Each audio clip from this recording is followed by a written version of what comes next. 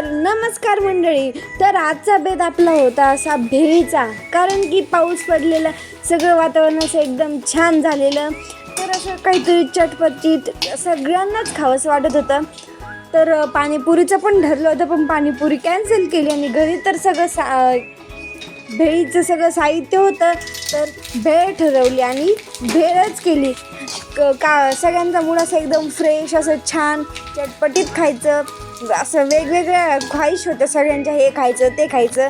पण आपल्याकडं भेळ होती तर आपण ती केली.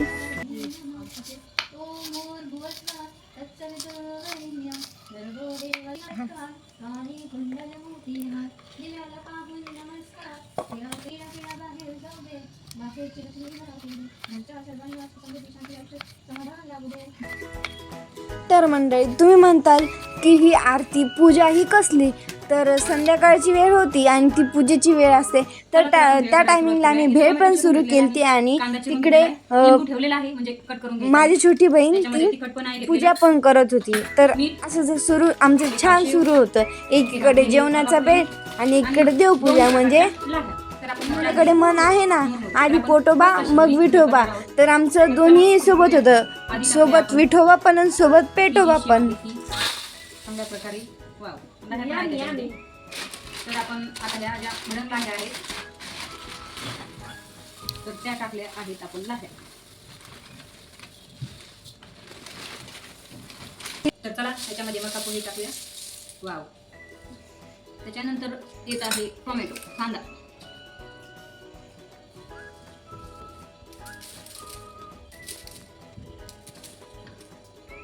खूप सुंदर दिसत आहे आपली भेळ. वाव, हॉटेल मधल्यापेक्षा भारी.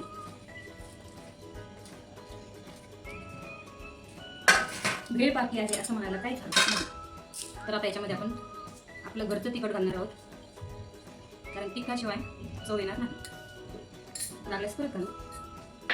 आणि त्याच्यामध्ये मीठ पण टाकायचं आहे. हे आहे सेंधव मीठ. सेंधव मीठ. तर चला आता आहारासाठी चांगली. तर चला आपण आता मिक्स करून घेऊया, हाताने एक जीव करून घेऊया मस्त. वाव. तुमच्या पण तोंडाला पाणी सुटले असेल भेळ पाहून, कारण माझ्या पण सुटलेली आहे.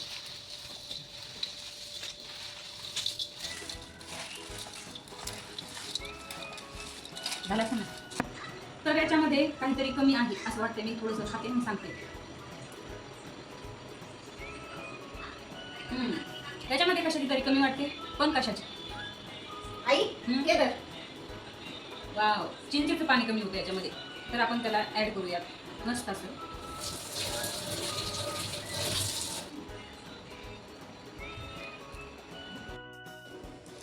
एक नंबर भेळ झाली. तुला एक नंबर त्याच्यामुळेच दिली. खाऊ या मस्त अशी भेळ खायला. आणि मोठी सगळ्यात जास्त भेटली पाहिजे. छान अशी भेळ झालेली आहे. तर आपली शेवटची मेन पाहुणी ही म्हणजे कोथिंबीर राहिलेली. आई लिंबू पण टाक ना. नाही, लिंबू आपण आपल्याकडे घेऊया. तरी पण तू म्हणलास म्हणून थोडंसं टाकते. मला टाक पहिलं. हो हो हो, खूपच रस आहे याच्यामध्ये. तर चला मंडळी,